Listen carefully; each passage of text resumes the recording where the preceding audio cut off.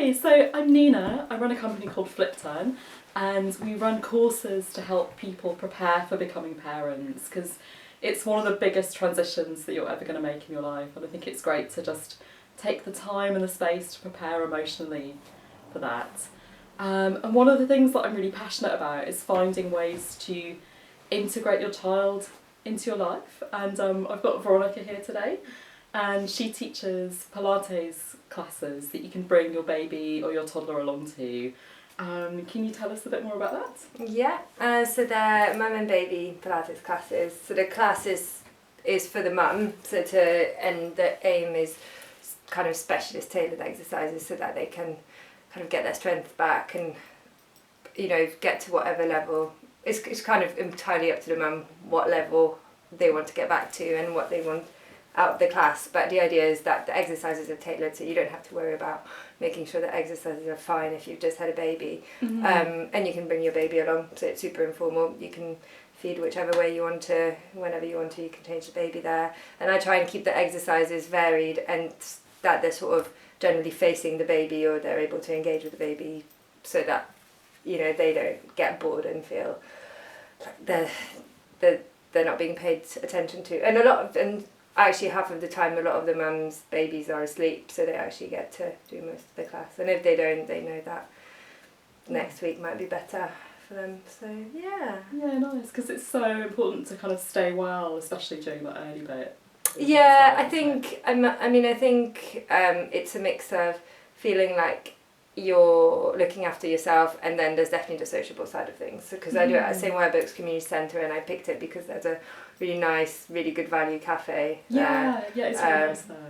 It's really good, and it's cheap as well, and I think that's quite important because you just can shell out so much money once you've had a baby, and generally, I don't know, a lot of people are probably not at their wealthiest at that stage in their life. So yeah, I think it's kind of, it seems to work. People seem to like it, so yeah, I found Pilates really amazing after I had Seb, actually. And I was a little bit crazy. Like, I used to get up in the middle of the night when I was doing a feed, and I would do my like NHS Pilates exercises because I had diverification, which is where the muscles kind of come apart. Is that quite common? Yeah, it's super common, and I mean, I had it as well. And actually, I think it's very common for very fit people. Oh really? Because you basically push yourself a bit too much potentially when you're pregnant. Okay, that would make sense. Which I probably did. Okay. But it's also really common for people who aren't very strong, because then it doesn't take much for the muscles under the main kind of six-pack to push through if you're not particularly strong in your core. So it's super. So basically, it can happen to anyone. And it's very common. But it's kind of, I think what's been great is because I'm an aerial artist. Like, that's something I've done for a long time, and I had very low expectations after I had a baby. Like, I was like, okay, I'm going to be starting from the beginning again. But it wasn't like that, actually. Like, I felt like, you know, I got fit again quite quickly, and especially I found Pilates really helped. I mean, I think from a personal experience, I would agree. I think it's really helped me. I also went back to teaching. When I was teaching before having a baby, I used to teach alongside a full-time job, and then during my kind of formal maternity leave, I went back to teaching a few classes, and my normal default Pilates classes are probably on the like tougher end of the spectrum, because I think that's just where I operate. And but it did help me get my strength back quite quickly. And then that kind of impacts your well-being, like your mood and everything, doesn't it? Definitely, it depends what kind of person you are, because I had an emergency C-section as well, and I felt like I'd been in a car crash after the operation. I just thought, I've had a few, I'm quite clumsy, I've got a few injuries and a few scars, but I've just, I guess once you've had a baby, you come back and you're still expected to do everything. It's not like if you've got a knee surgery, you can stay at home 6 weeks and just chill out. But that's not really the case. So I felt that the fact that I was teaching and I'm constantly thinking about how the body can get better. It really helped. Yeah. Amazing. So that was good. And also it was a way to bring Ada to my classes. Cool, so I'd never left her at home. I left her at home for the kind of regular class because my partner could look after her then. But the mum and baby classes, she just used to come along. And which was quite nice for me. Yeah, great. Yeah, I did a similar thing actually, because there's a training space that I go to, and there were kind of about 4 of us that had babies quite close together, so we'd meet up and train twice a week and just kind of like look after each other's babies. And, so it was really nice, and I think it's great when you can, like, rather than sending your child off to a nursery or whatever, if you can just include them. As much as possible. I mean, Ada goes to nursery now because I teach alongside an office job, but I think I definitely pushed it to as much as I could, having her in my class. And I'm actually thinking about running, starting an additional class for kind of more moving and toddler babies, so that it's a bit more interactive, and then she can come to that too. Yeah, nice. So the toddlers will be doing activities on the parents? Yeah, well, I think it'll have to have a few options, because with toddlers, I mean, even just looking at toddlers of the same age, they're completely different. Like, Ada will not, she won't sit through a class, or she won't. She's always been quite active, whereas some other babies her a similar age will be happily just sitting around and observing. So for the sitting around and observing, maybe they can play with kind of sensory stuff. For those who want to run around, they can engage with the parent or do something else. So probably turning it into a bit more of a game where the parent can do the exercises and the toddlers use it as something different.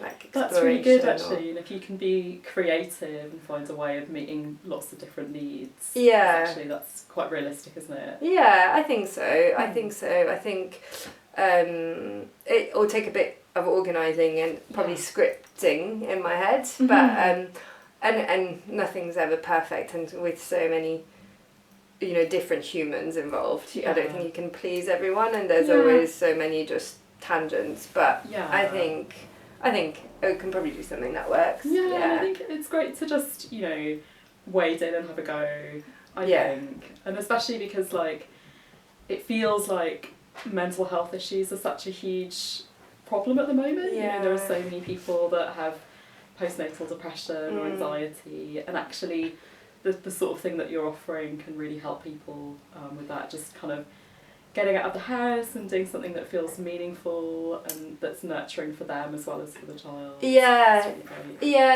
That's true, and I definitely try with my classes. I always include kind of just relaxation breathing at the end, and that does, just funnily enough, seem to affect the babies as well. So I do get the room is actually quiet at that point, and I mean, obviously not always 100% of the time, but it does change the mood, and it's really nice that actually the connection between the child and the mother, and as soon as you start that breathing to get you back to the parasympathetic nervous system, it just kind of the energy you radiate, I suppose, just must feed into the child. So it's really nice, and it works. It seems to work quite well. I'm interviewing a hypnotherapist next week, and she was talking to me about how all of us all the time are picking up really subtle things from each other about what our state is like, and I think especially babies, they're so connected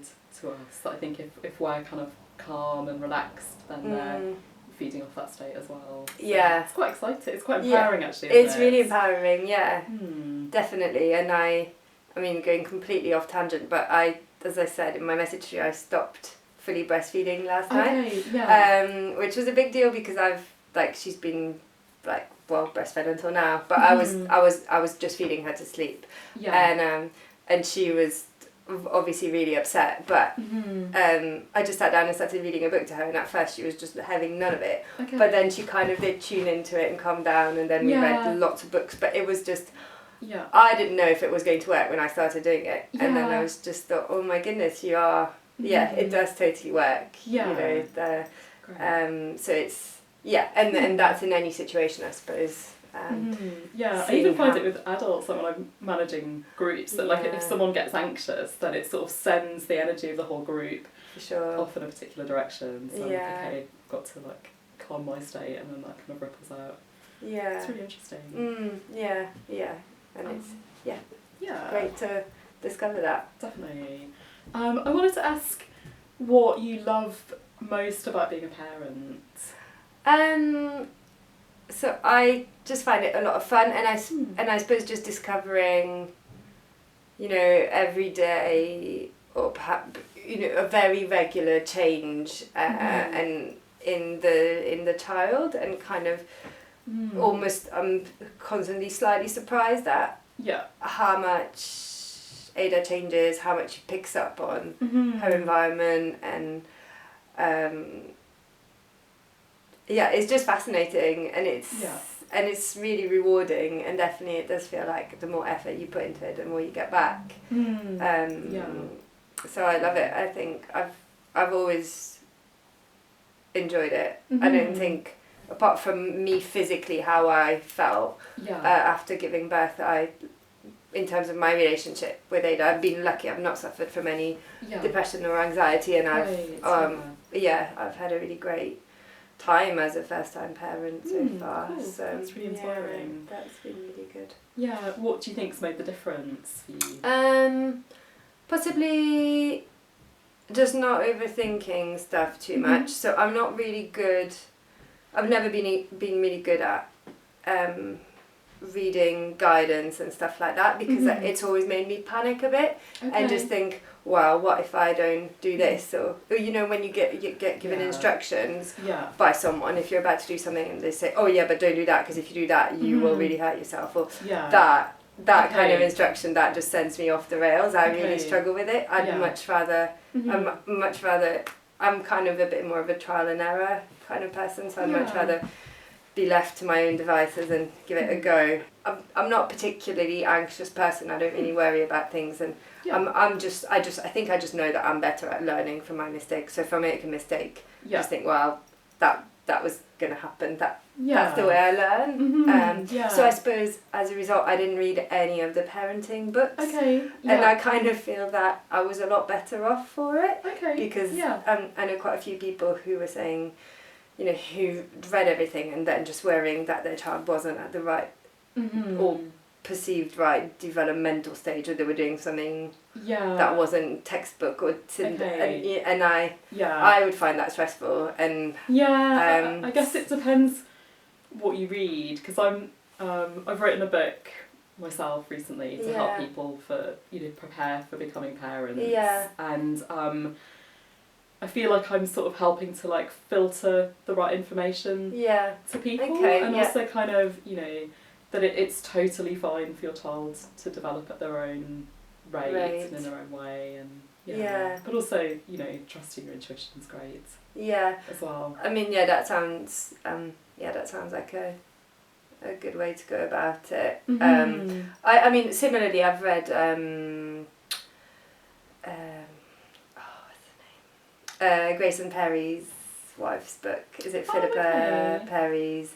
Oh, I don't know that one. The book your the book you wish your parents had read. Yeah, okay, I was thinking to get that one actually. Yeah, I've actually absolutely loved it. Okay. Cool. It's really interesting, and a lot of it, or the way I've interpreted it anyway, it is a lot about how your children feed off you, and not only the energy you give off, but your experiences. So if your child's doing, for instance, something that really riles you, just thinking about why that is, because what they're doing might be completely natural, but it might be really related to something you did when you were their age and were really told off for it. So your relationship with that situation is the issue rather than the situation. Sometimes, I'm guessing that probably doesn't apply all the time, but so it's really interesting. So it makes you think about your own upbringing and relationship with your parents, and that definitely. and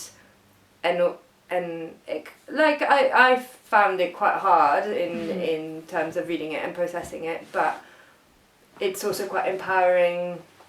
Because, you know, there are traits that I've got and I think, I don't really want to pass them on, but Mm-hmm. a lot of times I think it's possibly a bit inevitable if you don't do anything to look at the root of that trait. Yeah, and, totally.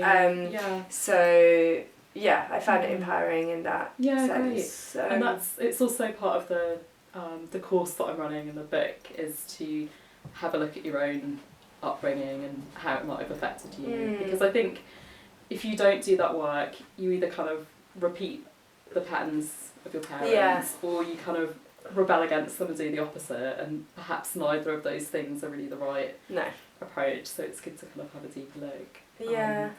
And something that's been on my mind recently is I had Gabor Mate, who I really like as well, saying that if you find an emotion difficult to tolerate in yourself, you won't be able to tolerate it in your child. So like I kind of found like, for me it's the kind of the feeling of disappointment, and I can't bear it if my son's disappointed, and I kind of want to like step in and fix it for him, but actually I know that I really need to learn to kind of handle that emotion better in myself, and actually, you know, life has got disappointment in it, and we sort of need to be able to, you know, maybe experience the small disappointments so that we can kind of, you know, be ready for the bigger ones, I guess. Yeah, true, and I guess hold that feeling, and and that's that does reflect some of what Philippa Perry is saying in her book. I had a sense that it might be quite aligned with the sort of stuff that I'm writing about. Yeah, so it's maybe that's reading. my next one to read. It's good, and actually that does ring with. Loneliness is a massive thing for me. I like being on my own, but in my own like when I choose to be on my own, and I think I really struggle to, you know, when I think about people being lonely, that just breaks my heart. And I really struggle with it. And again, it's not something I can fix necessarily. You know, lots of people are lonely in the world, and so that's so true. But it also sounds like that could be a gift, you know, if it kind of encourages you to, like you are doing, you know, run groups where people can connect with each other. And, I suppose I can do something about it. So that's quite empowering. Cool. So Veronica's baby is sleeping downstairs, so I'm kind of aware that maybe we should finish the conversation, but it's been really awesome to chat to you. Thanks for having me. And I'll put some links in the descriptions below about Veronica's classes, and I'm also going to be running an online course that's going to be launched at the beginning of March. It includes lots of the stuff we were talking about in this conversation, just to help you be really ready for having your first baby. Thank you.